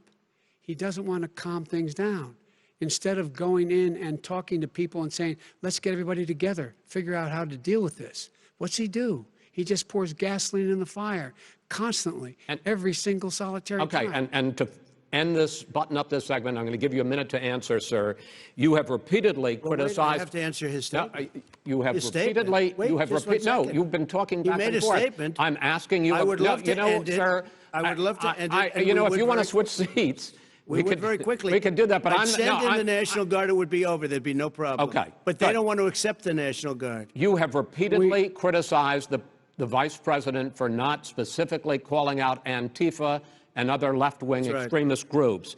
But are you willing tonight to condemn white supremacists and militia groups and to say that they need to stand down and not add to the violence in a number of these cities, as we saw in Kenosha and as we've seen in Portland? Sure, Are you I'm willing prepared to to do that, specifically but Do it. Well, I go would ahead, say, sir. I would say almost everything I see is from the left wing, not from the right wing. what are you- what If are you- look- what are you saying? I'm willing to do anything. I want to see Well, peace. then do it, sir. Say it. Do it. Say it. Do you want to call him? What do you want to call him? Give me a name. Give me a White name. Go ahead. supremacists Who and would right you like me to supremacists. condemn? White Proud Boys. supremacists and right Proud militia. Boys, stand back and stand by. But I'll tell you what. Somebody's got to do something about Antifa and the left, because this is not a right-wing problem. His This own is a left-wing. FBI director This said is the a threat left-wing of Go ahead, problem. white Go ahead, sir. supremacists. Antifa's an idea, not an organization. Oh, you gotta be Not kidding. militia. That's what Oh, really? his It's an idea. His Okay. FBI director Gentlemen, said. Well, we're then gonna- you know what? No, He's no, wrong. we're done, sir. We're moving on to the next. We're Everybody moving. gives you When a bat advice hits in you your over the head, that's administration. not an idea. Everybody in Antifa your is bad. administration tells you the truth has a bad idea. Can I tell you what? You have no ideas that are Antifa is a dangerous, All right, radical gentlemen, group. we're now moving on to the Trump And and you ought to be Biden careful with records. them. They'll overthrow you. When in a 2 president, seconds. I'm going to ask a question. When the president seeks a second term, it is generally a referendum on his record. But Vice President Biden, you like to quote one of your dad's sayings, which is, don't compare me to the almighty, compare me to the alternative. And in this case, sir, you are the alternative. Looking at both of your records, I'm going to ask each of you, why should voters elect you president over your opponent? In this segment, President Trump, you go first, 2 minutes. Because there has never been an administration or president who has done more than I've done in a period of 3.5 years. And that's despite the impeachment hoax. And you saw what happened today with Hillary Clinton, where it was a whole big con job. But despite going through all of these things, where I had to fight both flanks and behind me and above, there has never been an administration that's done what I've done. The greatest, before COVID came in, the greatest economy in history, lowest unemployment numbers. Everything was good. Everything was going. And by the way, there was unity going to happen. People were calling me for the first time in years. They were calling and they were saying, it's time maybe. And then what happened? We got hit, but now we're building it back up again. A rebuilding of the military, including Space Force and all of the other things. A fixing of the VA, which was a mess under him. 308,000 people died because they didn't have proper health care. It was a mess. And we now got a 91% approval rating at the VA, our vets. We take care of our vets. But we've rebuilt our military. The job that we've done, and I'll tell you something, some people say maybe the most important. By the end of the first term, I'll have approximately 300 federal judges and Court of Appeals judges, 300, and hopefully 3 great Supreme Court justices. That is a record, the likes of which very few people, and you know one of the reasons I'll have so many judges? because President Obama and him left me 128 judges to fill. When you leave office, you don't leave any judges. That's like you just don't do that. They left 128 openings, and if I were a member of his party, because they have a little different philosophy, I'd say if you left us 128 openings, you can't be a good president, you can't be a good vice president. But I want to thank you because it gives us almost, it'll probably be above that number by the end of this term, 300 judges. It's a record. Looking at both your records, why should voters elect you president as opposed to President Trump? You have 2 minutes uninterrupted. Under this president, we become weaker, sicker, poorer, more divided, and more violent. When I was vice president, we inherited a recession. I was asked to fix it. I did. We left him a booming economy, and he caused a recession. With regard to being weaker, the fact is that I've gone head-to-head with Putin and made it clear to him we're not going to take any of his stuff. He's Putin's puppy. He still refuses to even say anything to Putin about the bounty on the heads of American soldiers. Your son got $3.5 million. And by the way, my son... Wait a minute. Mr. President, your campaign agreed to both sides would get 2-minute answers uninterrupted. Well, your side agreed to it, and why don't you observe what your campaign agreed to as a ground rule, okay, sir? He never keeps his word. Can you add No, back I'm not asking. That was a rhetorical question. Can you Go add ahead, back sir. 30 seconds? Yeah, yes, Okay. you may have. All right. Go ahead. So, thirdly, we're poor. The billionaires have gotten much more wealthy by a tune of over $300 to $400 billion more just since COVID. You in the home, you got less. You're in more trouble than you were before. In terms of being more violent, when we were in office, there were 15% less violence in America than there is today. He's president of the United States. It's on his watch. And with regard to more divided, the nation can't stay divided. We can't be this way. And speaking of my son, the way you talk about the military, the way you talk about them being losers and being and just being suckers. My son was in Iraq. He spent a year there. He got the Bronze Star. He got the Conspicuous Service Medal. He was not a loser. He was a patriot, and the people left behind there were heroes. Really? And I resent. Are you talking like about hell. Hunter? Are you talking about Hunter? I'm talking about my son, Beau Biden. You're talking about. I don't know Beau. I know Hunter. Yeah, Hunter you know got Beau. thrown. Hunter got thrown out of the military. He was thrown out, dishonorably discharged. That's not true. He for wasn't dishonorably. cocaine use.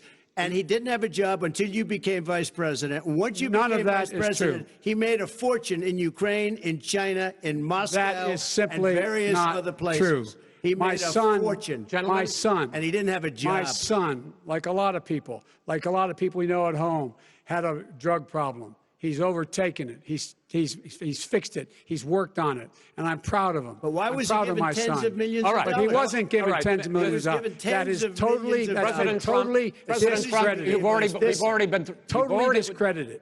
We've already been through this. I think the American people would rather hear about more substantial So do I. subjects. Well, you know, as the moderator, sir, I'm going to make a I know, but when judgment call somebody here. gets $3.5 million Okay, great. from the Let's mayor talk of about- Moscow, let's talk That is about- not I think true. it's a terrible That thing. report is totally Why did he get discredited. it? I Mitt think, Romney on that committee said it wasn't worth taxpayers' money, that report. It was written for political reasons. you know, I'd like to talk about climate change. So would I. Okay. The forest fires in the West are raging now. They have burned millions of acres. They have displaced hundreds of thousands of people. When state officials there blame the fires on climate change, Mr. President, you said, I don't think the science knows. Over your 4 years, you have pulled the U.S. out of the Paris Climate Accord. You have rolled back a number of Obama environmental records. What do you believe about the science of climate change? And what will you do in the next 4 years to confront it? I want crystal clean water and air. I want beautiful, clean air. We have now the lowest carbon. If you look at our numbers right now, we are doing phenomenally. But I haven't destroyed our businesses. Our businesses aren't put out of commission. If you look at the Paris Accord, it was a disaster from our standpoint. And people are actually very happy about what's going on because our businesses are doing well. As far as the fires are concerned, you need forest management in addition to everything else. the forest floors are loaded up with trees, dead trees that are years old, and they're like tinder, and leaves and everything else. You drop a cigarette in there, the whole forest burns down. You've got to have forest management. What do you You've got to have believe? cuts. What do you believe about the science of climate change, sir? I believe that we have to do everything we can to have immaculate air, immaculate water, and do whatever else we can that's good. You know, we're planting 1 billion trees, the Billion Tree Project, and it's very Do you exciting believe for a lot of people. that human pollution, greenhouse gas emissions contributes to the global warming of this I think planet? a lot of things do, but I think to an extent, yes. I think to an extent, yes. But I also think we have to do better management of our forests.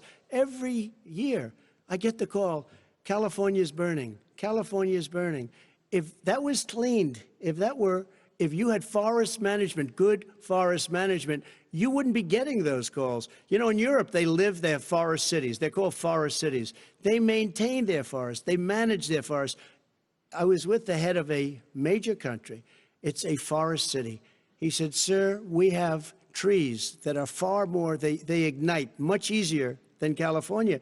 There shouldn't be that problem. I spoke with the governor about it. I'm getting along very well with the governor. But I said, you know, at some point, you can't every year have hundreds of thousands of acres of land just burned to the ground. But, sir, that's burning down because of a lack of But, management. sir, if you believe in the science of climate change, why have you rolled back the Obama Clean Power Plan, which limited carbon emissions in power plants? Why have you relaxed? Because it was driving energy prices through the sky. Why have you relaxed fuel economy standards that are going to create more pollution from cars Well, and not trucks? really, because what's happening is the car is much less expensive and it's a much safer car, and you're talking about a tiny difference. And then what would happen, because of the cost of the car, you would have at least double and triple the number of cars purchased. We have the old slugs out there that are 10, 12 years old. If you did that, the car would be safer. It would be much cheaper by But $3,500. in the case of California, they've simply No, but you ignored would take a lot of your cars rollback. off the market because people would be able to afford a car. Now, and by the way, we're going to see how that turns out. But a lot of people agree with me, many people. The car has gotten so expensive because they have computers all over the place for an extra little bit of gasoline. And, and I'm okay with electric cars, too. I think I'm all for electric cars. I've given big incentives for electric cars. But what they've done in California is just crazy. Right. Vice President Biden, I'd like you to respond to the president's climate change record, but I also want to ask you about a concern. You proposed $2 trillion in green jobs. You talk about new limits, not abolishing, but new limits on fracking, ending the use of fossil fuels to generate electricity by 2035, and zero net emission of greenhouse gases by 2050. The president says a lot of these things would tank the economy and cost millions of jobs. He's absolutely wrong, number one. Number two, if in fact, during our administration, the Recovery Act, I was in charge, able to bring down the cost of renewable energy to cheaper than or as cheap as coal and gas and oil. Nobody's going to build another coal-fired plant in America. No one's going to build another oil-fired plant in America. They're going to move to renewable energy, number one. Number two, we're going to make sure that we are able to take the federal fleet and turn it into a fleet that's run on their electric vehicles. Making sure that we can do that, we're going to put 500,000 charging stations in all of the highways that we're going to be building in the future. We're going to build an economy that, in fact, is going to provide for the ability us to take 4 million buildings and make sure that they, in fact, are weatherized in a way that, in fact, they'll emit significantly less gas and oil because the heat will not be going out. There's so many things that we can do now to create thousands and thousands of jobs. We can get to net zero in terms of energy production by 2035. Not only not costing people jobs, creating millions of good paying jobs, not $15 an hour, but prevailing wage, by having a new infrastructure that, in fact, is green. And the first thing I will do, I will rejoin the Paris Accord. I will join the Paris Accord because with us out of it, look what's happening. It's all falling apart. And talk about someone who has no relationship with foreign policy. Brazil, the rainforests of Brazil are being torn down, are being ripped down. More carbon is absorbed in that rainforest than every bit of carbon that's emitted in the United States. Instead of doing something about that, I would be gathering up and making sure we had the countries of the world coming up with $20 billion and say, here's $20 billion. Stop tearing down the forest. And if you don't, then you're going to have significant economic consequences. What about the argument that President Trump basically says that you have to balance environmental interests and economic interests, and he's drawn his line? Well, he hadn't drawn a line. He still, for example, makes sure that he wants to make sure that methane's not a problem. You can now emit more methane without it being a problem. Methane. This is a guy who says that you don't have to have mileage standards for automobiles that exist now. This is a guy who says that, well, the fact that it's all true. And here's the deal. He's talking about the Green New Deal, and it's not $2 billion or $20 billion, as you said. It's $100 trillion. I'm talking about where they want to rip down buildings and rebuild the building. No, it's the dumbest, most ridiculous. Where airplanes are out of business, where two-car systems are out, where they want to take out the cows too. That's not true either, right?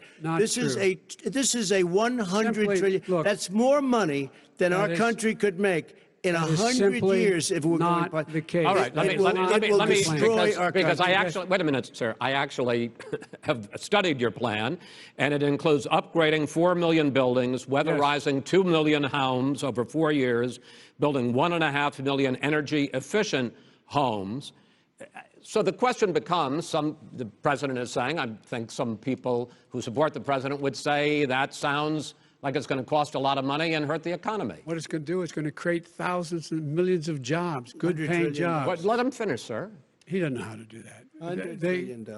The fact is, it's going to create millions of good-paying jobs, and these tax incentives for people to weatherize, which he wants to get rid of. It's going to make the economy much safer. Look how much we're paying now to deal with the hurricanes. By the way, he has an answer for hurricanes. He said maybe we should drop a nuclear weapon on them. They may. I never said that. That's at all. he did say. You made it up. And here's the deal. You make up a we are going to be in a position where we can create hard, good jobs by making sure the environment is clean and we all are in better shape. We spend billions of dollars now, on floods, hurricanes, rising seas. We're in real trouble. Look what's happened just in the Midwest with these storms that come through and wipe out entire sections and counties in Iowa. They didn't happen before. They're because of global warming. We make up 15% of the world's problem. We, in fact, but the rest of the world, we've got to get them to come along. That's why we have to get back into the Paris Accord. All right, gentlemen. Wait a minute, Chris. So why didn't he do it for 47 years? You were vice president. Why didn't you get the world? China sends up real dirt into the air. Russia does. India does. They all do. We're supposed to be good. And by the way, he made a couple of statements. The Green New Deal is $100 trillion. That is not not $20 my billion. plan. That's the Green New you want to Deal rebuild every is building. not my plan. You want to rebuild every If he knew anything about, he made a statement about the military. He said I said something about the military.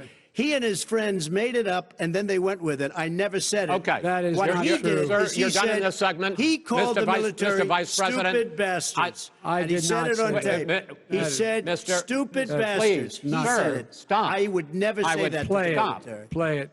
Go ahead. Mr. You're on Vice tape. President answered his final question. The final question is, I can't remember which of all his rantings. Was the final question. I'm having a little trouble myself, but and about the economy and about this question of what it's going to cost. The economy. I mean, the Green New Deal and the idea of what your the environmental Green New changes Deal, will do. The Green New Deal will pay for itself as we move forward. We're not going to build plants that, in fact, are great polluting plants. So do you We're going to support build the Green New Deal? Pardon me? Do you support No, I don't support the Green New Deal. You don't? Oh, well, that's a big statement. I That support means you the just Biden. lost the radical left. I That's support you the don't. Biden plan that I put forward. Okay.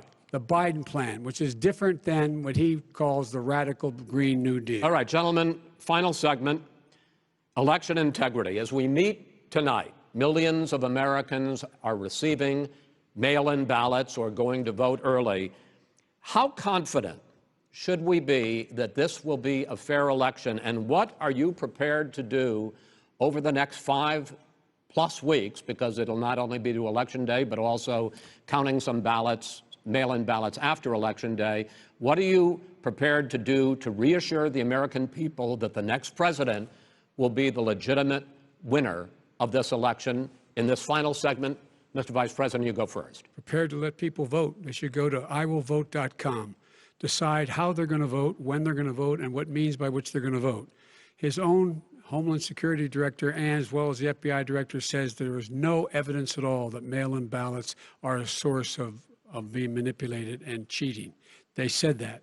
The fact is that there are going to be millions of people because of COVID that are going to be voting by mail-in ballots, like he does, by the way. He sits behind the Resolute desk and sends his ballot to Florida, number one. Number two, we're going to make sure that those people who want to vote in person are able to vote because enough poll watchers are there to make sure they can socially distance. The polls are open on time, and the polls stay open until the votes are counted. And this is all about trying to dissuade people from voting because he's trying to scare people into thinking that it's not going to be legitimate. Show up and vote. You will determine the outcome of this election. Vote, vote, vote. If you're able to vote early in your state, vote early. If you're able to vote in person, vote in person. Vote whatever way is the best way for you, because he cannot stop you from being able to determine the outcome of this election. And in terms of whether or not, when the votes are counted, and they're all counted, that will be accepted. If I win, that will be accepted. If I lose, that'll be accepted. But by the way, if in fact he says he's not sure what he's going to accept, well, let me tell you something. It doesn't matter, because if we get the votes, it's going to be all over. He's going to go. He can't stay in power. It won't happen. It won't happen. So vote. Just make sure you understand you have it in your control to determine what this country is going to look like the next 4 years. Is it going to change? You're going to get 4 more years of these lies. Mr. President, 2 minutes. So when I listened to Joe talking about a transition, there's been no transition from when I won. I won that election. And if you look at crooked Hillary Clinton, if you look at all of the different people, there was no transition, because they came after me trying to do a coup. They came after me spying on my campaign. They started from the day I won, and even before I won, from the day I came down the escalator with our First Lady. They were a disaster. They were a disgrace to our country. And we've caught them. We've caught them all. We've got it all on tape. We've caught them all. And by the way, you gave the idea for the Logan Act against General Flynn. You better take a look at that, because we caught you in a sense. And President Obama was sitting in the office. He knew about it, too. So don't tell me about a free transition. As far as the ballots are concerned, it's a disaster. A solicited ballot, okay, solicited is okay. You're soliciting, you're asking, they send it back, you send it back. I did that. If you have an unsolicited, they're sending millions of ballots all over the country. There's fraud. They found them in creeks. They found some with the name Trump, just happened to have the name Trump just the other day in a waste paper basket. They're being sent all over the place. They sent 2 in a Democrat area. They sent out 1,000 ballots. Everybody got 2 ballots. This is going to be a fraud like you've never seen. The other thing, it's nice on November 3rd, you're watching and you see who won the election. And I think we're going to do well, because people are really happy with the job we've done. But you know what? We won't know. We might not know for months, because these ballots are going to be all over. Take a look at what happened in Manhattan. Take a look at what happened in New Jersey. Take a look at what happened in Virginia and other places. They're not losing 2%, 1%, which, by the way, is too much. An election could be won or lost with that. They're losing 30 and 40%. It's a fraud, and it's a shame. And can you imagine where they say you have to have your ballot in by November 10th? November 10th. That means that's 7 days after the election, in theory, should have been announced. Okay. We have major states with that, sir, all run by Democrats. 2 minutes is 2 minutes. All run by Democrats. It's President Trump, it's a rigged election. You're going to be able to continue. You have been charging for months that mail-in balloting is going to be a disaster. You say it's rigged, that it's going to lead to fraud. But in 2018, in the last midterm election, 31 million people voted mail-in voting. That was a quarter, more than a quarter, of all the voters that year cast their ballots by mail. Now that millions of mail-in ballots have gone out, what are you going to do about it? And are you counting on the Supreme Court including a Justice Barrett, to settle any dispute? Yeah, I think I'm counting on them to look at the ballots, definitely. I don't think I hope we don't need them in terms of the election itself. But for the ballots, I think so, because what's happening is incredible. I read today, where at least 1% of the ballots for 2016 were invalidated. They take them, we don't like them, we don't like them. But what They are you throw going to them do out about it? left There and are right. millions of ballots going out What right you now. do What is are you gonna go do? and vote. You do a solicited ballot, No, and that's I'm not- okay, I know or your you go and complaint. vote. I'm asking you about the fact that millions of people You go have and vote. You go and No, vote but like what I'm they saying is, what are like you they gonna do used about to the in fact the that old. millions of people? You either do, Chris, a solicited ballot where you're sending it in, they're sending it back, and you're sending. They have mailmen with lots of it. Did you see what's going on? Take a look at West Virginia. Mailmen selling the ballots. They're being sold. They're being dumped in rivers. This is a horrible thing for our country. There is no. This is not. There is no. This is not evidence of going to that. end well. There is Okay. no This evidence is of that. not going Vice to President end well. Biden. 5 states In fact, have had go ahead, mail-in sir. ballots for the last decade or more. 5, including 2 Republican states.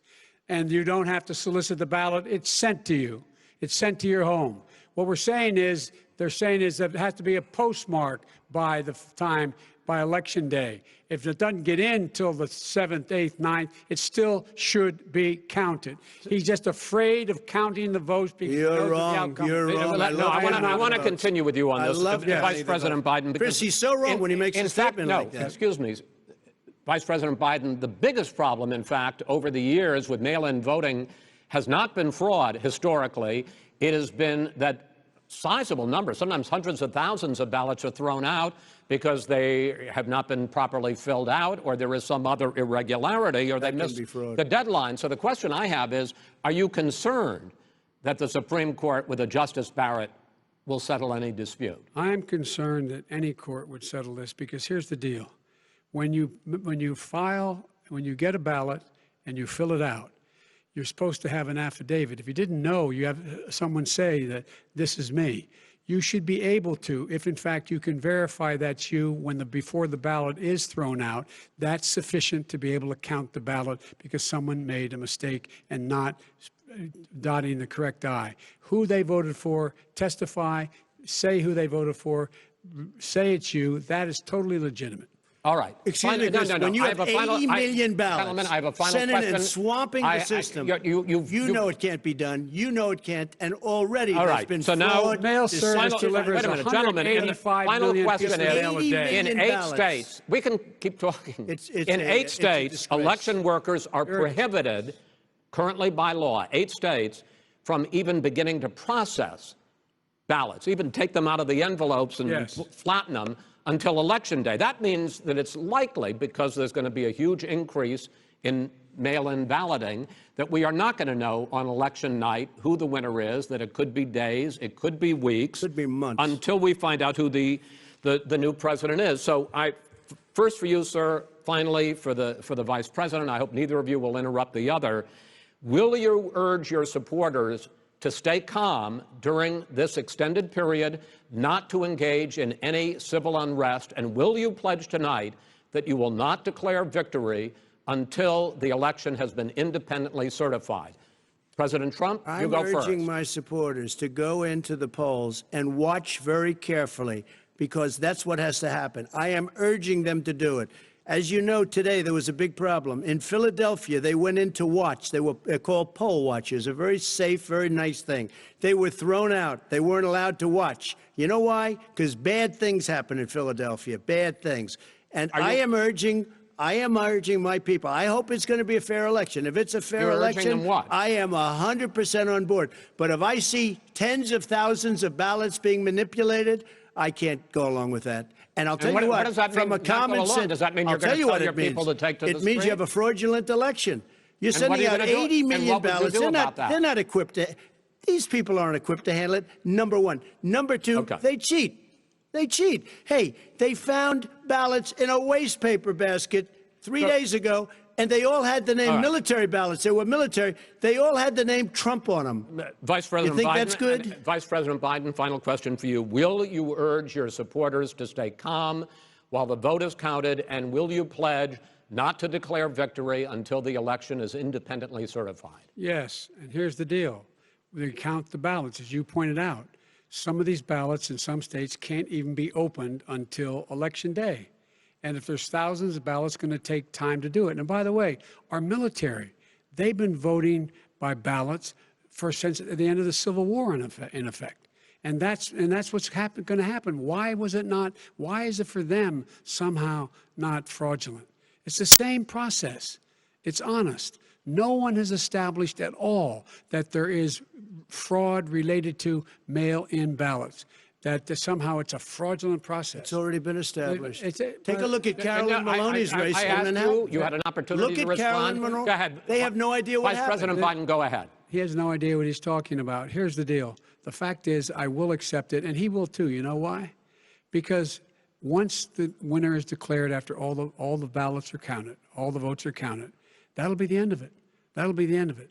And if it's me, in fact, fine. If it's not me, I'll support the outcome.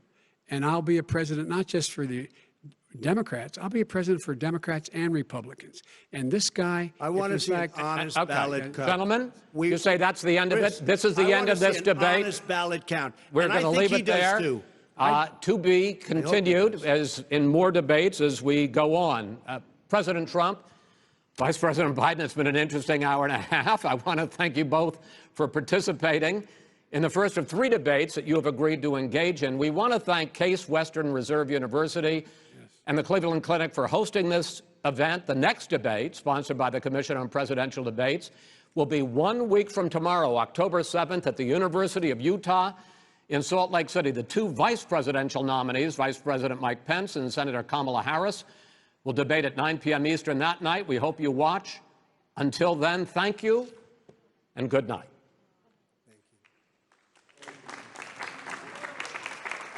Thank you.